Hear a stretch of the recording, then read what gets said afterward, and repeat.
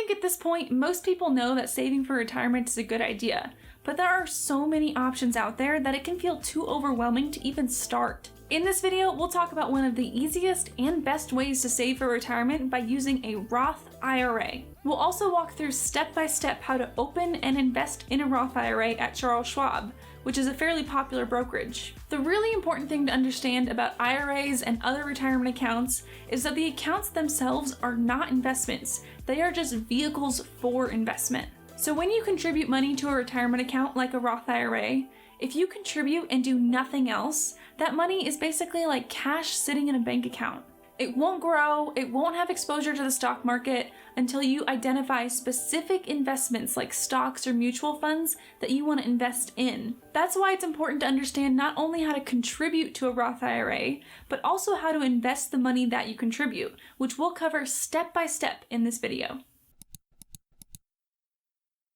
So what is a Roth IRA exactly, and what makes it different from other retirement accounts? IRA stands for Individual Retirement Account, and the main difference between IRAs and other retirement accounts like 401ks or 403bs is that IRAs are not tied to your employer. Virtually anyone in the US can contribute to an IRA, provided that you're under the age of 70 and a half and you've earned income for that year. You also don't have to worry about moving your IRA to a different brokerage when you change employers, like you might have to for a 401k. And a brokerage, by the way, is a company that manages the administration side of your investment accounts and acts as kind of a middleman between you and the stock market. You can sort of think of brokerages like banks for your investments. With 401ks and other employer-sponsored retirement plans, your employer will likely have a partnership with one specific brokerage that you're forced to use. But with IRAs, you have the freedom to choose whatever brokerage you want, so you can pick the one that meets your needs the best. Popular brokerages for Roth IRAs include Fidelity,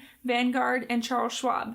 Later on in this video, we'll walk through step-by-step how to open, invest, and contribute to a Roth IRA with Charles Schwab, but the process should be pretty similar for other brokerages as well. And if you're enjoying this video, please be sure to give it a like for the YouTube algorithm. It really helps out small creators like myself.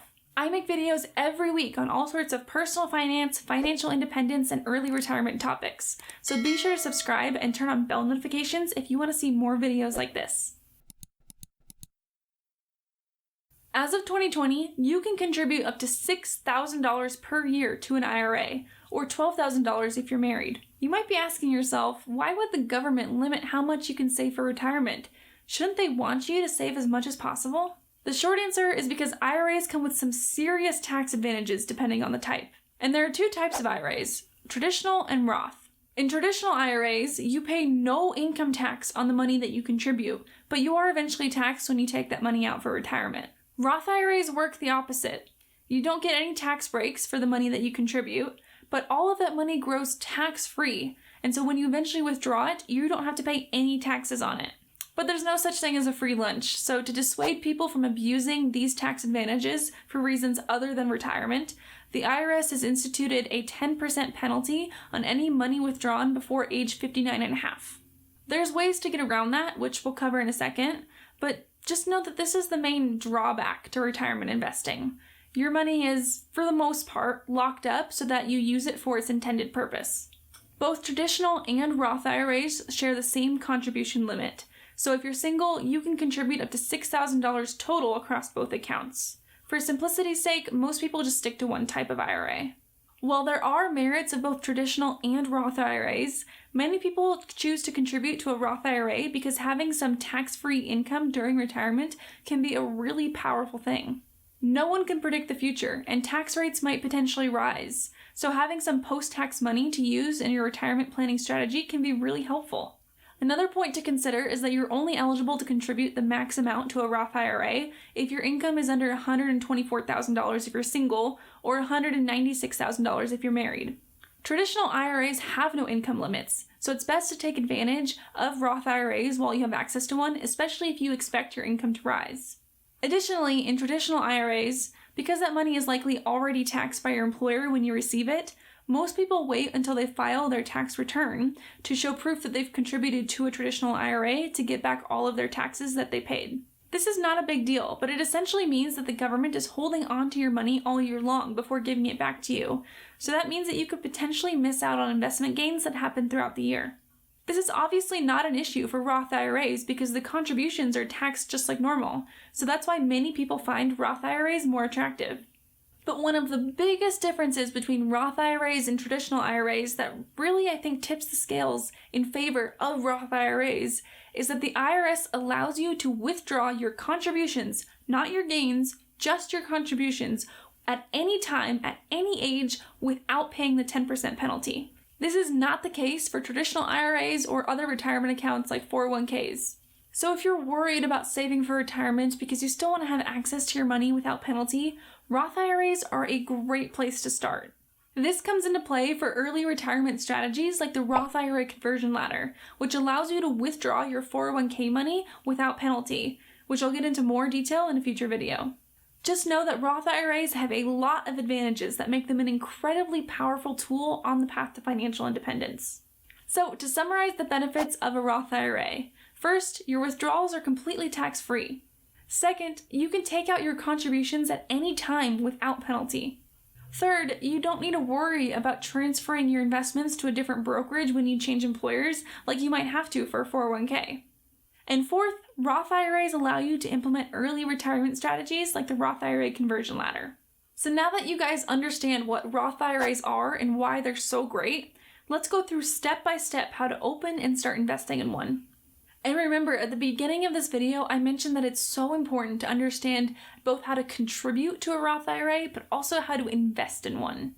Those are two distinct steps, and sometimes new investors will skip the last one and miss out on potentially years worth of gains. So now I'm going to demonstrate the entire process for you guys from start to finish at Charles Schwab, but opening, contributing to, and investing in a Roth IRA should be pretty similar across other brokerages. So the first thing you're going to want to do is go to schwab.com and you'll see this homepage. You'll want to click the big orange button at the top here that says open an account. You'll have a few different options here to open different accounts. The first option is a brokerage account. This is kind of like your standard investment account that's not tied to retirement.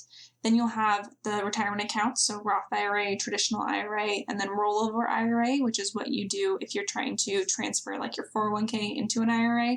For this, if you're trying to open a Roth IRA, it's pretty straightforward. Just hit Roth IRA and hit continue. That will take you to this page here, which will tell you that you'll need your U.S. permanent resident address, your social security number, and your employer information, including their mailing address, if you have one. At the bottom, it'll ask you if you have a Schwab login, ID, and password. So that's if you have a different Schwab account, say with like a brokerage account or something else, you'll want to log in through there. Otherwise, hit No, I'm new to Schwab, and it'll have you set up an account. So for here, just enter in all of your personal information. I'm going to blank out all of my details for privacy reasons, but this should be pretty self-explanatory.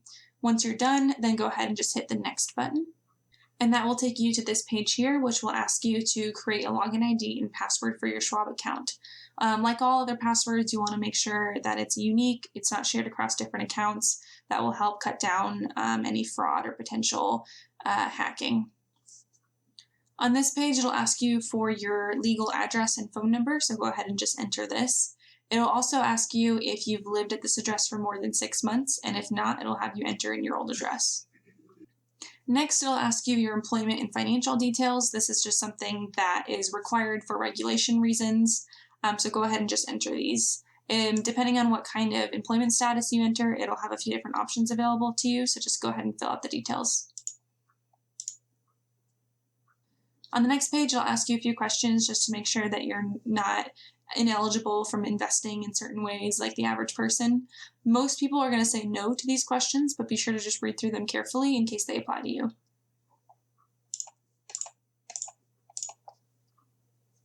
On the next page, it'll ask you about some optional features that you might be interested in.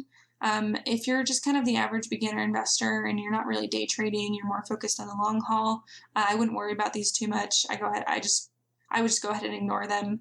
At the bottom, it'll ask you for some paperless features that you might be interested in, so you can choose these if you want to cut down on your physical mail.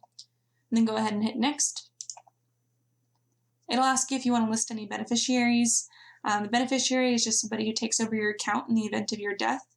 So if you want to add them, go ahead and hit yes. You can always add them later. It's always a good idea to have beneficiaries. It just makes things a lot more simple in the event of an untimely death, for sure. So go ahead and hit next. And then finally, it will ask you to read through all these terms and conditions. Just pretty straightforward stuff. Go ahead and just click the checkbox once you acknowledge that you've read everything and that it's okay for them to open the account. And then finally, once you're done, go ahead and hit submit and the account will open. I'm not going to hit submit because I already have an account open and I don't want to open up a second one. But on the next page, it will take you to a funding page where you're able to transfer money into the account. So if you want to do that, go ahead and just follow the steps. It should be pretty straightforward to connect to an external bank account like your Chase or Wells Fargo or wherever you keep your money normally. So once you've opened up your account, you'll have your login details. You'll be able to access this home page here, which gives you an overview of your entire investment portfolio, and it kind of tells you where you are year to date and how well your investments have done so far. So currently I have some money in this account already, but in case you don't, or if you forgot to fund the account when you first opened it, all you need to do is just go up to this top section here where it says transfers and payments and hit that. This page will give you a few different options for scheduling a transfer to the account. By far the easiest way of doing this is just with an online transfer where it connects directly to your bank account, whether that's with Schwab or with a different institution like Wells Fargo or Chase. This is what I do. This is definitely what I recommend. It's the fastest, it's the easiest, so go ahead and click this one. It'll ask you here if you want to transfer over your cash only, your positions only, or your positions and cash. For the most part, you're just going to want to do cash only. You're only really interested in doing positions or positions and cash if you're transferring over investments. But if you're transferring money directly from like a checking or a savings account, definitely just hit cash only. It will ask you what account you want to transfer money from. So just go ahead and click this drop down. You'll have a few different options. If you don't have your account linked yet, you can always add an external account and just follow the steps to do that.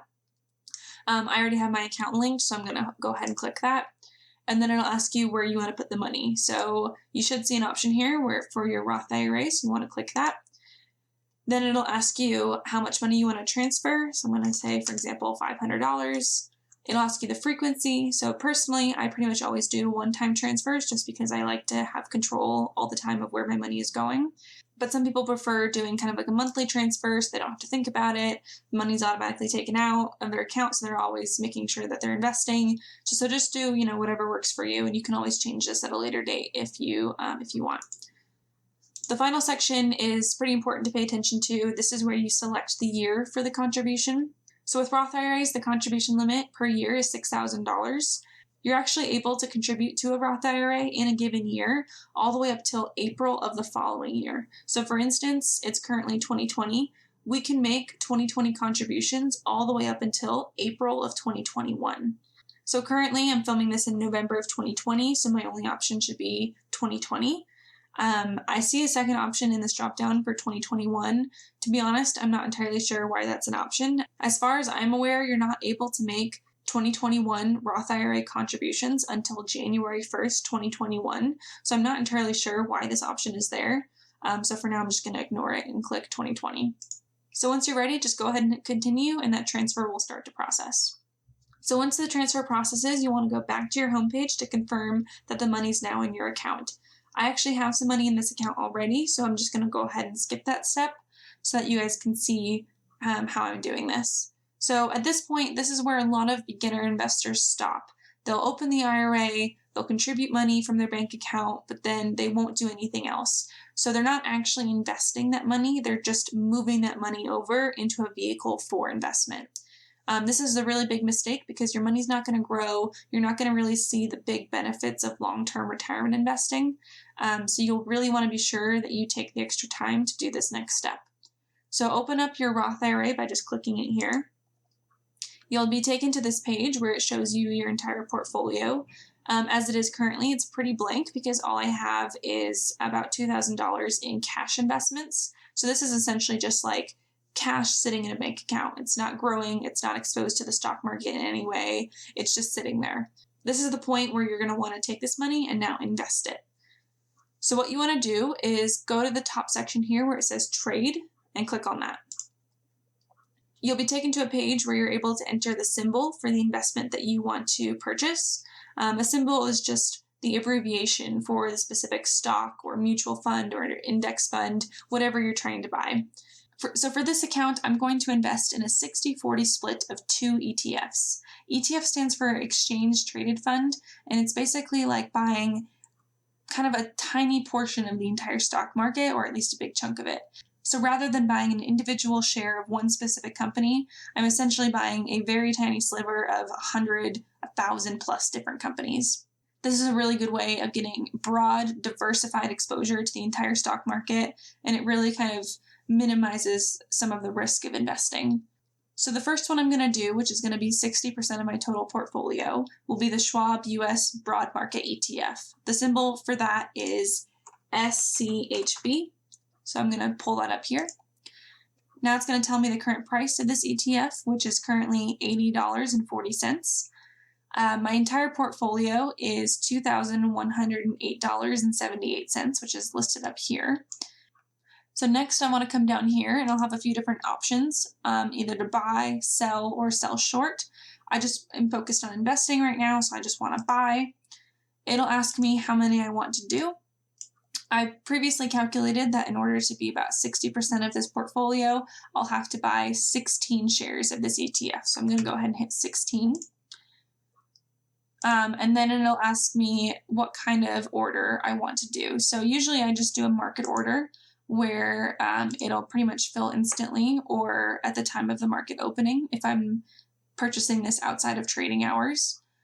Usually with ETFs like this, if you're not day trading, you don't need to worry too much about the exact timing. So this is pretty good option. The other thing I like to do when I purchase ETFs like this is always reinvest the dividends. So dividends are essentially a small monthly or quarterly payout of the companies that you're invested in. They'll give some money back to the shareholders.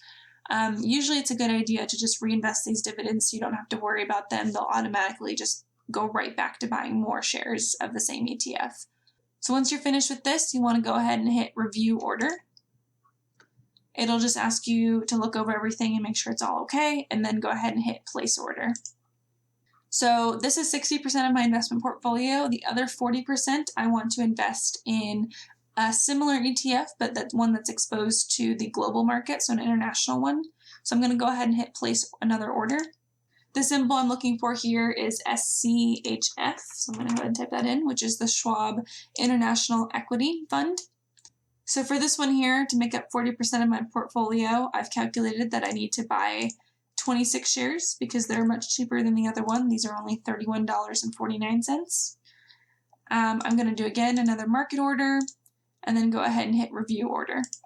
So then I'm going to hit place order and everything will go through. So at this point you can see that your trades have gone through by clicking the order status button up here. And you can see they're still pending. So once they go through, then they will show up in your account. And that's it. You've now opened a Roth IRA, contributed money to your Roth IRA, and invested in that Roth IRA. Hope this was helpful. I hope this video helped you guys understand what a Roth IRA is, why they're so useful on the path to financial independence, and how to open, contribute to, and invest in one at a brokerage like Charles Schwab. If you learned something, please consider giving this video a thumbs up for the YouTube algorithm. I make videos every week on all sorts of personal finance, early retirement, and financial independence topics just like this one. So consider subscribing and turning on bell notifications if you want to see more content like this. Thanks for watching, and I will see you all next week.